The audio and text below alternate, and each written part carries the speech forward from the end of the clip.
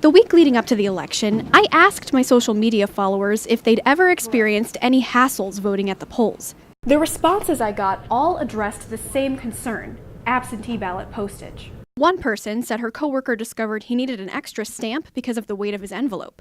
She wondered if ballots sent in with one stamp would even be counted.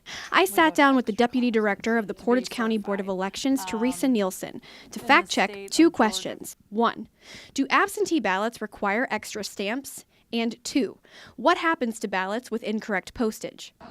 First up, how many stamps do you need to mail an absentee ballot? For our ballot, it's a one-page ballot. It's about 19 inches long. It's just one forever stamp to mail it back. For absentee voters in Portage County, it's about 50 cents postage, or one stamp. In places like Cuyahoga County, it's more because that ballot is multiple pages and weighs more. Voters can find their county's postage amount on an insert that comes with their ballot. They get their ballot, they get their ID envelope, they get their return envelope, and then they get an insert that tells them essentially how to vote the ballot and how much the postage will be to return it.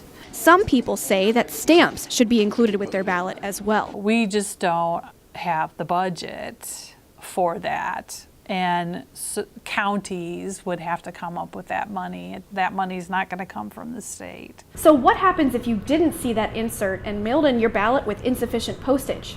Nielsen says not to worry, your vote will still be counted. Postage doesn't matter. That does not come into any sort of calculation as to whether or not a ballot counts. I mean, we get things that don't have any postage on them. But that does come with a price.